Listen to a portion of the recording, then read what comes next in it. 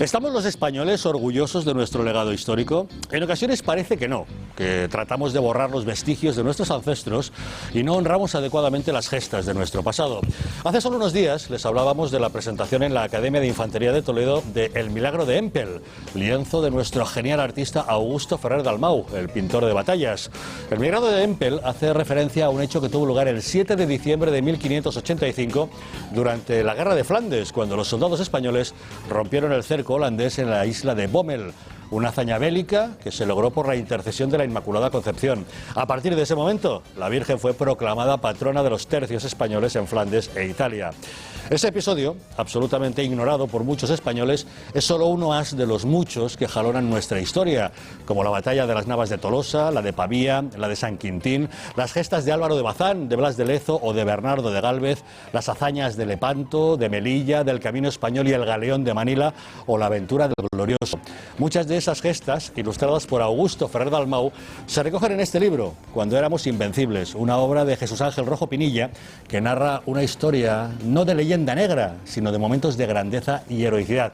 Jesús Ángel Rojo, muy buenas noches. Buenas noches, muchas gracias por invitarme. Gracias por acompañarnos. La verdad es que Cuando éramos invencibles es todo un compendio de referencias de batallas en las que los españoles siempre salieron victoriosos, porque la verdad es que son muchas a lo largo de la historia. Son muchísimas batallas y es lamentable que digamos que España, que un país con una historia como la que tenemos, solo hablemos de nuestras derrotas y olvidemos nuestros grandes éxitos. Esto solo pasa en un país como este y lógicamente el libro trata de demostrar al conjunto de los españoles que somos un país del cual nos tenemos que sentir muy orgullosos de nuestra historia y, por supuesto, de nuestras raíces.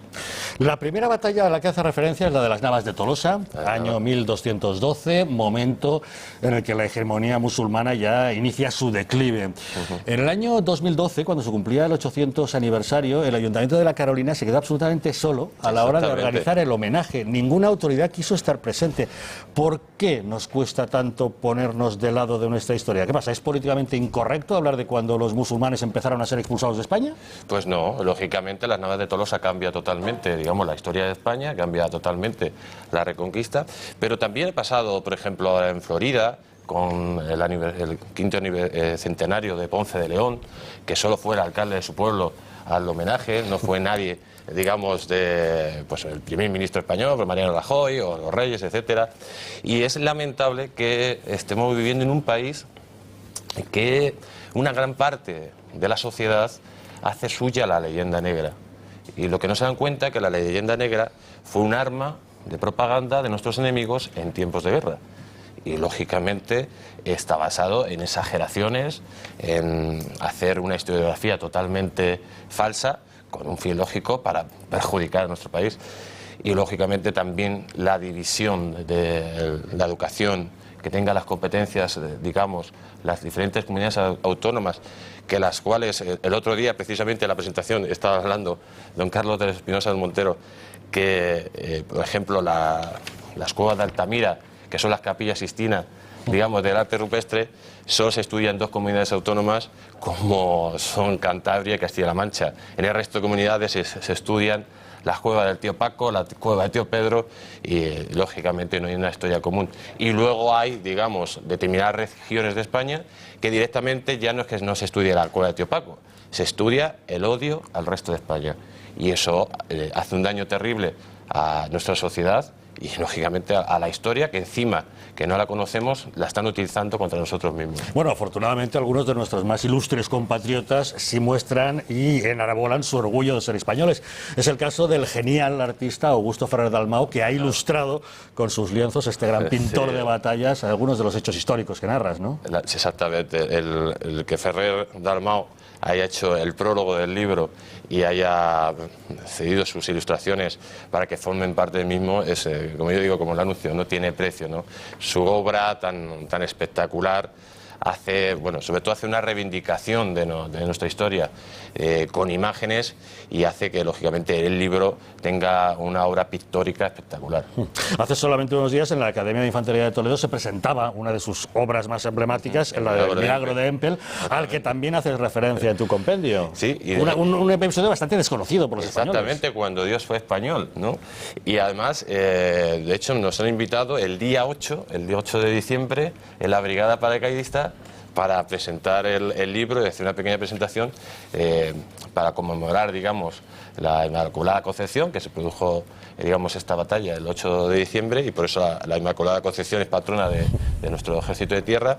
Y, pues, por ejemplo, cuando descubres esta historia del Milagro de Empel, que es totalmente desconocida, pero son miles de historias. Por ejemplo, siempre nos han contado que los ingleses nos han destrozado nuestras naves, que nuestros marinos eran un desastre. Nos han enseñado muy bien la Armada Invencible, Trafalgar, el desastre de Anual, lo que pasó en Cuba, pero, por ejemplo, no nos han enseñado lo que pasó un año después de la Armada Invencible, que en 1589 una armada inglesa aún mayor, que iba dirigida por el sanguinario pirata Drake, llegó a las costas de España con la intención de destrozar, digamos, el Imperio Español.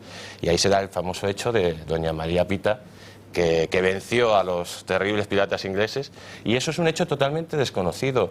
La hecatombe de la flota inglesa frente a Cádiz es otro, o, por ejemplo, que Horatio Nelson perdió estrepitosamente frente a las costas de Tenerife. Son uno más otro, y, bueno, por ejemplo, ahora hay, digamos, héroes como Blas de Lezo, que es más conocido, pero es que hay muchísimos Blas de Lezo. Podríamos hacer 20 libros como este y no terminábamos de los héroes españoles, y tenemos que estar orgullosos de nuestra historia, que es la historia más importante de Europa. Fernando Paz, ¿por qué los españoles somos tan cainitas y autodestructivos que no valoramos nuestro propio pasado y nuestro legado histórico? Bueno, en nuestros días, más que conocer nuestra historia, realmente la pregunta es si estamos orgullosos, ¿no? Yo creo que estamos privados de nuestro pasado histórico, por muchas razones. En los planes educativos se van imponiendo otro tipo de disciplinas en detrimento en general de todo lo que es fomentar el espíritu crítico, humanidades, etcétera, y por descontado el conocimiento de nuestra propia historia.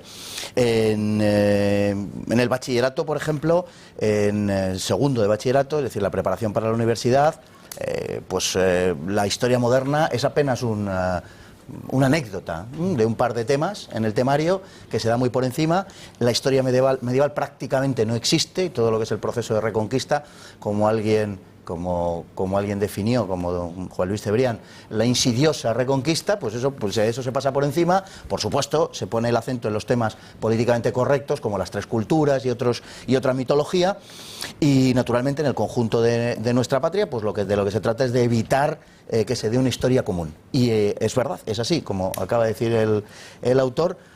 No existe una historia común, cada uno pues estudia la parte que le toca de su comunidad autónoma, porque, entre otras cosas, las competencias se han repartido entre todas las comunidades, y no hay un Ministerio de Educación que imponga, por decirlo de alguna manera, un temario común, ¿no? Bueno, mira lo que pasa en mi tierra, en Cataluña, lo que les enseñan a los niños acerca de lo que fue 1714, por ejemplo, ¿no?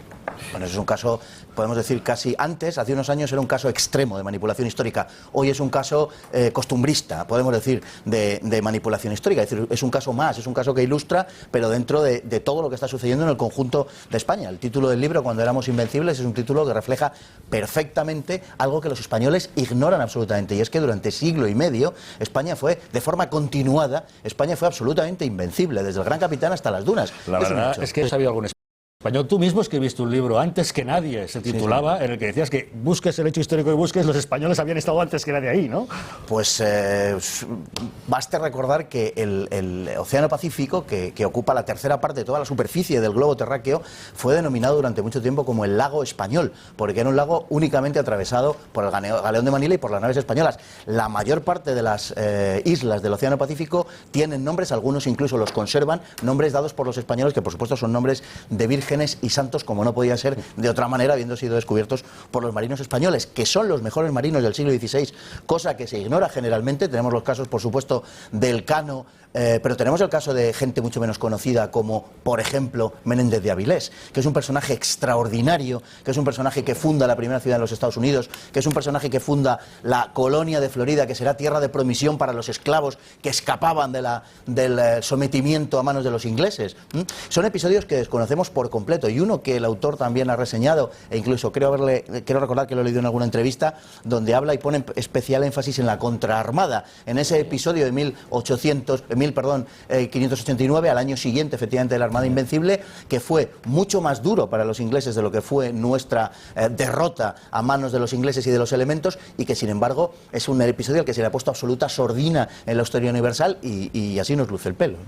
La verdad, Jesús Ángel, es que Fernando ha mencionado elementos como por ejemplo el Galeón de Manila o el Camino Español, historias absolutamente desconocidas por los españoles, pero que marcaron toda una época, ya no solamente desde el punto de dominio militar, sino incluso de apertura de circuitos comerciales, ¿no? Yo quería decir una cosa, dijo que éramos invencibles y seguimos siendo invencibles, porque si España es el único país que intenta destruirse continuamente y sigue siendo uno de los grandes países.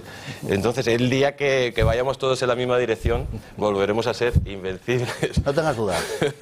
Y es verdad, o sea, hechos logísticos impresionantes como el Camino Español, como el Galeón de Manila, que por cierto, estuve el otro día en el Museo Naval y me comentaban que la UNESCO lo ha declarado bien de la humanidad y no quieren contar con la presencia de España, o sea, como solo quieren contar con Filipinas y México, cuando realmente Filipinas y México eran parte del reino español.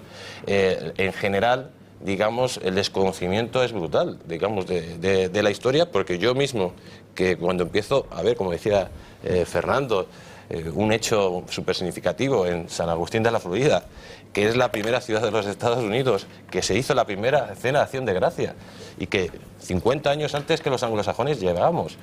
Y de hecho también se dominaban, digamos, las rutas marinas. Durante 80 años dominamos las rutas marinas en el mundo sin que, digamos, el resto de países supiera por dónde navegar, ¿no? Verdaderamente tenemos que empezar a mirarnos las cosas, porque nuestra historia común hace que la gente, cuando uno se siente orgulloso de sus raíces, la gente es más fuerte y es menos manipulable. Por lo tanto, tenemos que recordar nuestra historia, estar orgullosos de nuestra historia y quitarnos esos complejos estúpidos, porque yo pongo un ejemplo. Cuando uno va a hacer una entrevista de trabajo, ¿qué es lo que hace? Habla bien de sí mismo, no va a decir que es un borracho o un degenerado. Pues bueno, lógicamente de nuestra historia tenemos que hablar bien. Conoce los versos de Joaquín Bartrina, y si habla mal de España, es español, ¿no, Isaac? Lamentablemente nos pasa eso, ¿eh? Yo quería decir que Jesús Ángel Rajo, que es buen amigo mío, ya le he felicitado en varias ocasiones por el magnífico libro. España es muy contradictoria. Entre otras cosas, la mentira está institucionalizada por eso que se ha llamado que se ha denominado la ley de la mentira histórica, nunca mejor dicho, que por cierto el gobierno de Mariano Rajoy no ha derogado. Y luego también hay otro contrasentido. Los mejores gobiernos, se supone, en la democracia, que eran los del señor Aznar, son los que dan las competencias educacionales a las comunidades autónomas. Con lo cual, aquí la derecha tiene mucho que ver en que esa historia no se conozca, ¿eh? Ya lo es.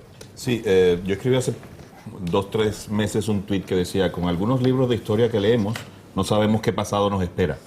Porque de verdad, o sea, vas leyendo y te van cambiando el pasado a cada rato, ¿no? Y la otra vez, por cierto, que Vox está muy preocupado de eso, de preservar, recuperar y que la educación sea única, unificada en todo el país, porque pasa lo que pasa. Al final es un desmembramiento de la identidad, de la historia, de muchas cosas. Ahora yo pregunto algo, porque cuando tú vas a Estados Unidos, tú ves que una casa, pero totalmente preservada, cuidada, los niños los llevan a los colegios allí para que lo visiten y tal, y resulta que preguntan y tiene una... No, esa casa es que tiene 250 años. Y para ellos eso es historia pura, antiquísima, y bueno, para nosotros eso es cualquier casa del centro de cualquier ciudad española. Pero, ¿qué pasa? ¿Es una mano negra, un complot, o sencillamente es que somos así? ¿Cuál es tu opinión? Bueno, yo creo que intervienen muchos factores. Primero, la historiografía anglosajona, dominante en el mundo, generalmente sus grandes fracasos los ha tenido con los españoles. Por lo tanto, todo lo bueno de España lo va a ocultar. Hay determinada historiografía que quiere ocultar el descubrimiento de América, que ha sido uno de los hechos más maravillosos del mundo, la unión de culturas de razas, y ahí está el resultado. O sea, estamos hablando de que 500 millones de personas hablan el español que es la lengua materna primera en el mundo, que a nadie se lo olvide, ¿no? Estamos hablando de que, por ejemplo, en Norteamérica los indios fueron masacrados, aniquilados. Los españoles se juntaron con ellos. Hay un mestizaje, hay indios, indígenas en Sudamérica. De hecho, se hicieron leyes para proteger a los indígenas, se les consideraron súbditos de la corona. Es un hecho único, digamos, en la historia universal. Pero claro, digamos que también las grandes ideologías, las ideologías que más han asesinado, que más han matado, generalmente son las que más intentan inculcar esa historia negra, que verdaderamente no es una historia negra, sino es una historia maravillosa, que es la historia de España. Almudena. Claro, es que posiblemente el conocimiento de la historia está intrínsecamente ligado a la democracia. Si tú no enseñas a los chicos la historia de su país, en realidad lo que les estás secuestrando es de conocer el mundo en el que viven y por tanto entender también el presente y tener ningún futuro. Y yo creo que eso en España se lleva haciendo desde hace muchísimos años. Yo creo que empezó con la famosa LODE, con la reforma educativa, y yo creo que no ha sido casual, ha sido perfectamente planificado, porque al final para poder hacer ingeniería social necesitas una masa borreguil que no sepa absolutamente nada. Decíais, es que hay 17 historias de España. Yo es que creo que ya no hay ni 17 historias de España, es que ya no hay historia en España. Yo por lo que veo que se enseña en la ESO a los chavales, es que es absolutamente nada. Bueno, sí, la Inquisición.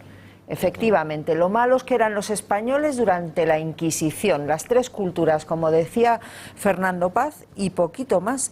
¿Esto tiene remedio? Claro que tiene remedio. Si lógicamente empezamos a la gente a enseñarle una historia en positivo, una historia de la que estar orgulloso, la gente quiere estar orgulloso de su historia, no estar apenado. Entonces, una vez que la gente, digamos, empieza a conocer su historia, se va a crear, digamos, un camino hacia cambiar la situación. Pero hay una cosa muy importante, lo más importante es que la educación sea común en toda España, que se quiten esos lugares donde se crea el odio a lo español, que es lamentable, que estamos en España. Hay un capítulo en el libro que vemos cómo Filipinas, que hace 100 años era prácticamente, bueno, en la provincia de España, cómo los norteamericanos hacen un genocidio cultural contra todo lo español, cómo eliminan en la Segunda Guerra Mundial, eliminan las zonas históricas para eliminar todo lo español. Pues algo muy parecido está pasando en algunas regiones de España. Qué desconocida en España nuestra relación con Filipinas. Hoy justamente que se cumplen 154 años del nacimiento de José Rizal. Ahora tendremos ocasión de hablar de él. Y por ejemplo, una cosa que es muy curiosa del libro, y yo creo que puede cambiar. Una cosa curiosa que nos ha pasado del libro es que de cada 2 libros que estamos vendiendo en España, 2 son en Cataluña. Y yo lo que siempre digo que los catalanes son los más españoles que hay, por una sencilla razón, porque después de 35 años inculcándole el odio a lo español desde chiquititos y que quieran seguir siendo españoles a pesar de que la administración central les tiene abandonado, eso es un ejemplo de españolidad. Y claro que hay posibilidades. La gente, en el momento que se le guíe por el camino adecuado, se acaba con esta situación que es lamentable y es triste. Juan Carlos. Lo que es evidente es que si la gente se echa a la calle bandera española en mano por ganar un campeonato de fútbol, si conociera estas gestas, evidentemente estaríamos vacunados frente a los fenómenos que se están produciendo. Yo te haría una pregunta desde tu punto de vista. ¿Tú ves reversible el fenómeno de pitar himnos, banderas españolas, etcétera? Y no hablo solo de territorios donde hay cierta prevalencia del separatismo, sino hablo de señoras que no se sientan en Andalucía o de gente que por ser de izquierdas ya rechaza la bandera española en Extremadura, en Andalucía, en Madrid. O sea, ¿eso es reversible? Claro que es reversible. Si en el momento que en un estadio, cuando pitan el himno nacional, suspenden el partido y ya no van a ver el partido y se hacen en un campo cerrado, ya verás cómo no van a volver a pitarlo. Pero claro, si es que aquí todo vale para decir que lo español es lo peor, para terminar con el sentido de España, de la hispanidad, en todos los sentidos. Y generalmente hay que luchar contra esas ideologías tan destructivas a lo largo de la historia que son las que más daños hacen, son los nacionalismos, el comunismo, el romanticismo exagerado. Claro que es posible, pero hay que empezar desde las bases y que nuestros políticos pues verdaderamente sean valientes y no tengamos pues estas situaciones lamentables, que es que no se cumple la ley en España. Fernando. Bueno, retomando el título del libro, que cuando éramos invencibles, los españoles teníamos muy buenas razones para ser invencibles. Lo digo porque se ha popularizado una cierta imagen nihilista a través de una literatura reciente y una literatura estimable, hay que decirlo, pero una literatura un tanto nihilista y un tanto sórdida que ha querido pues restar todo sentido trascendente y todo sentido a la pelea que mantuvimos los españoles contra todo y contra todos durante tanto tiempo.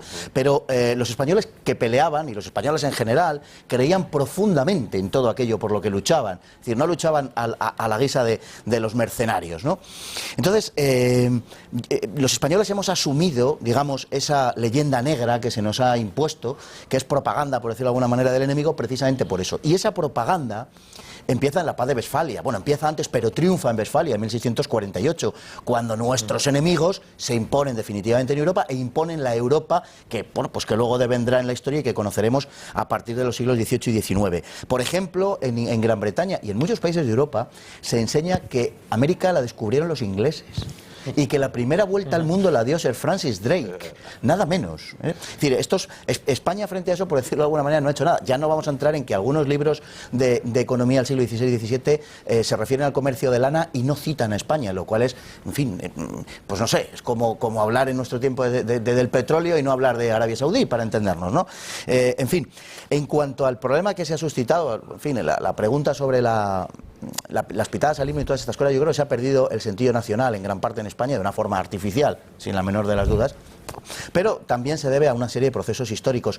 Yo me remitía antes a la identidad que existe entre España, entre lo español y la hispanidad, y el sentido último de la vida que el español siempre le ha dado a su existencia, es decir, del catolicismo. En realidad, las ideologías, al no haber sido refundada España en el siglo XIX de una forma de revolución liberal, digamos, como se ha sucedido en otros países, no ha surgido un sentimiento nacional que haya podido ser sostenido por una clase media, por una burguesía pujante, etcétera, con lo cual no ha habido un sentido nacional de España y esas clases medias pues se han formado ya hace muy poquito tiempo, 50 años, durante la época de Franco. Por tanto, ha estado ausente ese sentido nacional. Lo que es una identificación, entiendo, de lo español con determinadas formas, en este caso con un sentido católico, religioso y culturalmente hablando, y yo entiendo que esa es la razón última por la cual tenemos una izquierda tan peculiar. Es la única izquierda europea que rechaza su pertenencia a la nación. ¿Por qué, Jesús Ángel, asumimos esa leyenda negra de España cuando otros la acuñaron, pero nosotros mismos parece que la alimentamos? Primero porque desde pequeño te educan en el derrotismo. O sea, a mí me enseñaron, lo he dicho antes, muy bien, los grandes desastres de tu nación.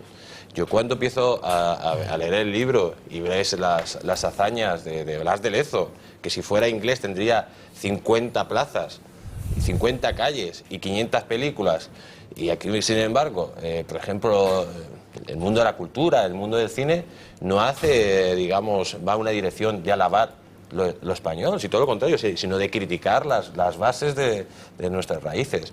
Eso, digamos, genera una situación en la gente de pasar de algo que, lógicamente, que ven que es malo, continuamente te están diciendo que ir por este camino es malo, pues lo desmotiva. Pero si a la gente tú le llevas por un camino de orgullo, de saber sus raíces, de estar orgulloso de lo que ha sucedido, pues sucede, lo ha dicho él.